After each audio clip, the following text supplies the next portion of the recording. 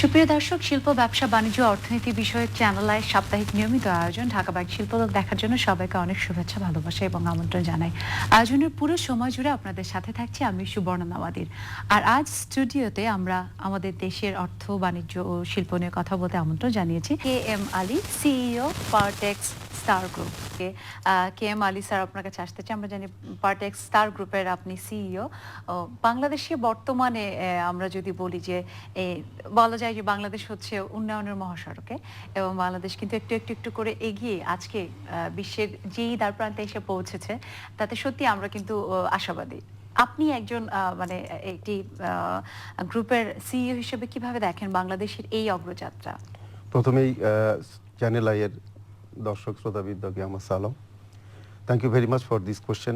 আরেকটা কারণ আপনাকে আমি ধন্যবাদ দেবো, সেটা হলো যে এই ইকোনমির যে তিনটা সেগমেন্ট আপনি উদ্যোক্তা নিয়ে আসছেন, সরকারি কর্মকর্তা নিয়ে আসছেন এবং প্রাইভেট ওয়ার্ল্ডকে নিয়ে আসছেন, এই ত্রিমাত্রিক মানে ইয়ের জন্য, এলিমেন্টের জন্য আজকের ইয়েটা আমি খুব এনজয় করছি, ফ্র্যাঙ্কলি স্পিকিং। সেই জন্য আপনাকে ধন্যবাদ, চ্যানেল আইকে ধন্যবাদ। সেটা হলো যে আমাদের কর্পোরেট ওয়ার্ল্ডটা ইজ ভেরি একটা ভিন্ন জগৎ। এখানে দেশের অধিকাংশ এমপ্লয়মেন্ট প্রাইভেট ওয়ার্ল্ডই করে থাকে, কারণ সরকারের ওইভাবে অতটা ক্ষমতা নাই যে এইভাবে তারা ধারণ করে সারা বিশ্বে এটা সেদিক দিয়ে চিন্তা করতে গেলে বাংলাদেশের প্রাইভেট ওয়ার্ল্ড এর ডুইং এ ফ্যান্টাস্টিক জব তারা করছে।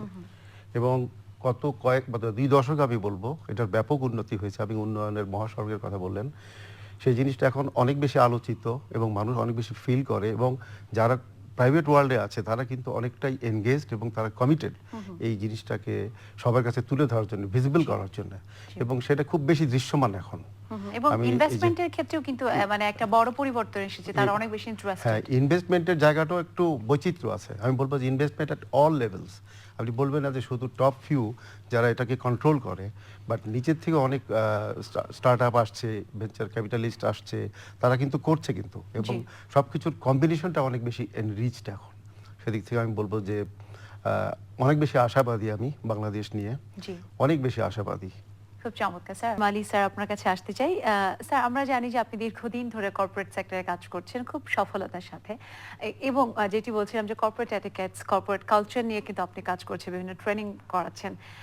তো সেই ট্রেনিং এর সুবাদে আপনার কাছে কি মনে হয় যে যারা এই প্রজন্মের যারা আসছে কর্পোরেট ওয়ার্ল্ডে কাজ করতে, তাদের আসলে অ্যাটিটিউডটা কতখানি রয়েছে তাদের মধ্যে, বা তারা কতখানি প্যাশনেট কাজের প্রতি? খুব একটা ভালো প্রশ্ন করেছেন এবং খুব রেলেভেন্ট কোশ্চেন। যে ব্যাপারটা প্রতিদিনই প্রচুর আলোচনা হয়, বাট এটা মনে হয় না যে অতটা আন্ডারস্টুড বা অতটা ইমপ্লিমেন্টেড। কালচার নিয়ে আমরা কথা বলি, কালচার বেসিক্যালি যে জিনিস আমরা বারবার করি ওটাই কালচার, সেটাই কালচার হয়ে যায় খুব সাদামাটা ভাষায় যদি প্র্যাকটিসের মাধ্যমে। এখন যা করে এসে এতদূর আমি আসলাম, বাকিটুক যেতে হলে বা নতুন কোনো লক্ষ্যমাত্রা যেতে গেলে এরকম একটা কমপ্লিকেটেড কম্পিটিটিভ মার্কেট এই মুহূর্তে, সেখানে ওই জ্ঞানটা হয়তো খুব লিমিটেড, ওটার ভ্যালুটা কমে গেছে। এটার জন্য we need renewal, we need to elevate our position to a higher level. সেটা করতে গেলে ওই যে পারফরমেন্সকেই সব কিছু ধরে নিয়ে আর কিছু শেখার প্রয়োজন নাই, এই কথাটা বলে আমরা কালচারটাকে ইগনোর করি।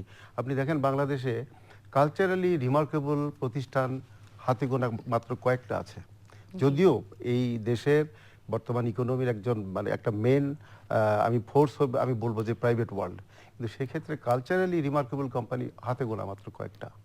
আমি মনে করি পার্টেক্স স্টার গ্রুপ যে কোম্পানিকে আমি রিপ্রেজেন্ট করি, সেই কোম্পানি অনেক বেশি কমিটেড টু দিস পারপাস, যার মাধ্যমে আমরা কি করি যে এমপ্লয়িকে একটা প্রায়োরিটিতে নিয়ে আসি। যদি প্রায়োরিটি না নিয়ে আসি তাহলে অর্গানাইজেশন তার লক্ষ্য, যেটা ভিশন বলেন, গোল বলেন, সেখানে পৌঁছতে পারবে না।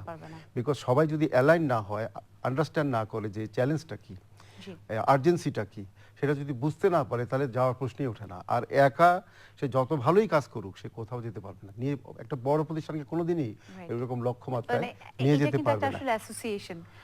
যে কোনো কাজই অবশ্যই একটা informal association, you can call it a kind of community, যে community basically working towards a common goal, এবং যাদের আন্ডারস্ট্যান্ডিং লেভেলটা অলমোস্ট সেম। Same. এবং তারা যদি মনে করে যে এটা করে আমি একটু ইনসেন্টিভাইজড হব, আমি কিছু পাবো, অর্গানাইজেশন কিছু পাবে, Right. একটা শেয়ার্ড বেনিফিট কিন্তু থাকতে হবে। অবশ্যই। তাছাড়া শুধুমাত্র অর্গানাইজেশনের এবং কথা সেখানে বলে কিন্তু কম্পিটিশন, আপনি যেটা বললেন প্রথমে, যে কম্পিটিটিভ মার্কেট, যেটা Competitive market। কম্পিটিটিভনেস, সেটা না থাকলে কিন্তু আসলে কোনোভাবেই মানে চ্যালেঞ্জ নিয়ে সামনে এগিয়ে যাওয়া এবং possible কেন না। এখানে একটা জিনিস হলো, মেইন জিনিস যেটা এসে দাঁড়িয়েছে এই মুহূর্তে, সেটা হলো ইনোভেশন।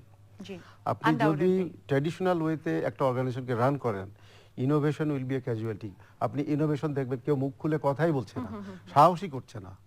যদি কথা না বলতে পারে, শুধু আপনার একার বুদ্ধি দিয়ে একটা প্রতিষ্ঠানকে প্রতিষ্ঠান কোনো run করা অবস্থাতেই possible আপনি নিয়ে যেতে পারবেন না। জি।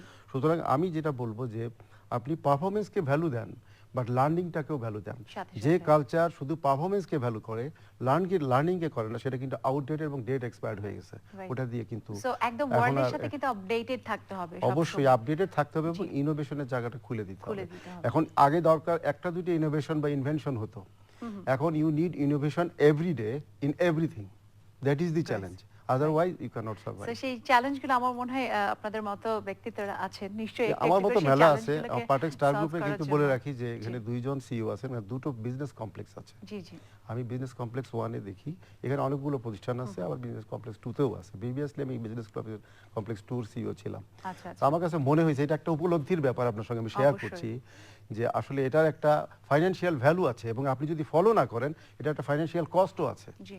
আপনি যদি না করেন, আপনার ওই টাকার অঙ্ক এটা আমি প্রকাশ করতে পারবো না, কিন্তু এটা যদি আপনি সত্যিকারের খুব মেথডিক্যাল হন, ওয়ার্কআউট করেন, আপনি দেখবেন যে মানে এটা কত বেশি কতখানি কস্টলি আসলে- একটা mistake if you are not Right. Caring for learning. তো খুব লার্নিংটা ইজ চমৎকার মাস্ট। বলছেন স্যার, অনেক ধন্যবাদ স্যার, এবং কৃতজ্ঞতা জানাই আপনাদের এত মূল্যবান সময় থেকে আমাদের আজ সময় দিতে এসেছেন। চ্যানেলের পরিবারের পক্ষ থেকে আপনাদের জন্য অনেক শুভেচ্ছা, অভিনন্দন। আপনাকেও